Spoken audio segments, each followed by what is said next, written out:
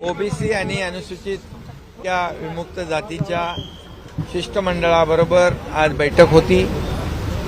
गेल्या अनेक दिवसापासून काही ठिकाणी ओबीसी समाजाच्या आणि मराठा समाजाची आंदोलनं सुरू होती आणि ओबीसीच्या मनामध्ये एक भीती होती की मराठा समाजाला जे आरक्षण देय आहे किंबहुना जी मागणी आहे ती ओबीसीचं आरक्षण किंवा इतर समाजाचं आरक्षण कमी करून मराठा समाजाला आरक्षण देण्याची काही भूमिका सरकारची नाही।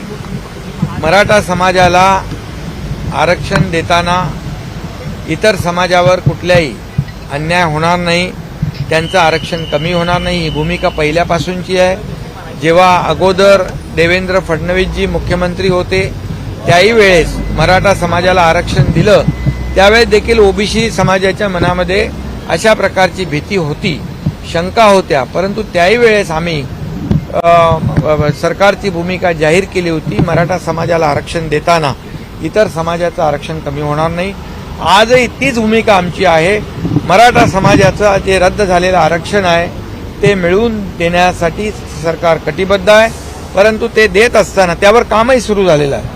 ते देत असताना ओबीसी किंवा इतर समाजाचं आरक्षण कमी होणार नाही, त्यांच्यावर अन्याय होणार नाही, अशा प्रकारची भूमिका सरकारची आहे। त्याचबरोबर ओबीसी समाजाच्या काही इतर मागण्या होत्या, जसं सारथी आहे, अण्णासाहेब पाटील आर्थिक विकास महामंडळ आहे, भारती आहे, महाज्योती आहे, टीआरटी आहे, यामध्ये काही प्रमाणामध्ये विसंगती या ठिकाणी त्यांनी निदर्शनास आणून दिली, तर त्यावर देखील सर्व समाजाच्या विद्यार्थ्यांना त्यामध्ये सुसूत्रता असली पाहिजे, समानता असली पाहिजे।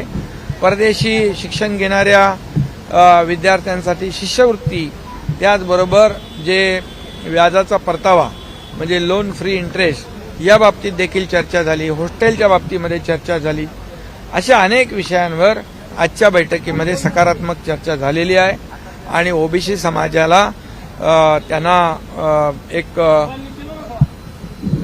त्यांनी देखील समाधान व्यक्त केलं। आमची भूमिका पूर्वी होती ती आजही सरकारची भूमिका आहे की मराठा समाजाला जे रद्द झालेलं मूळ आरक्षण देत असताना इतर कुठल्याही समाजावर अन्याय होऊ नये ही भूमिका त्यांना पटलेली आहे।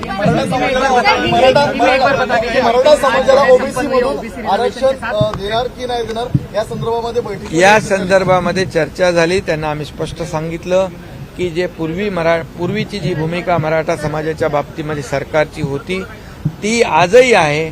जे रद्द झालेलं आरक्षण जे आहे ते मराठा समाजाला मिळवून देण्याची जबाबदारी सरकारची आहे, त्याच्यावर कामही सुरू झालेलं आहे, पण ते देत असताना इतर समाजावर, ओबीसी समाजावर किंबहुना इतर समाजावर अन्याय सरकार करणार नाही ही भूमिका स्पष्टपणे आज सरकारने मांडलेली है।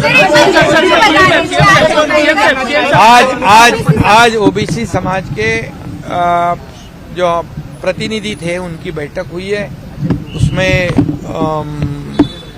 कई लोग थे और उनके मन में जो संभ्रम था कि मराठा समाज को आरक्षण से लेकर वो दूर हुआ है। मराठा समाज को जब पहले आरक्षण जब हमारी सरकार ने दिया था, जब देवेंद्र फडणवीस जी मुख्यमंत्री थे, तब भी ओबीसी के समाज में यही डर था कि हमारा आरक्षण कम होगा क्या, लेकिन तब भी हमारी वही भूमिका थी। मराठा समाज को आरक्षण दिया था, तब ओबीसी का कम आरक्षण नहीं किया था। आज भी हमारी वही भूमिका है। मराठा समाज का जो रद्द हुआ आरक्षण है उसे फिर से दिलाने का काम सरकार की जिम्मेदारी है और ये देते वक्त ओबीसी समाज या अन्य समाज के ऊपर कोई भी अन्याय नहीं होगा। उसके साथ ओबीसी के कई और अन्य इश्यूज थे, जैसे विद्यार्थी को लेकर, सारथी बार्टी महाज्योति को लेकर, हॉस्टेल को लेकर, ऐसे कई मुद्दों पर चर्चा हुई और सरकार ने पूरी तरह ओबीसी समाज के बातों को गंभीरता से लिया है और इससे आज की बैठक सफल हुई है, उनका समाधान हुआ है और सरकार की भूमिका जो पहले थी वही आज भी कायम है।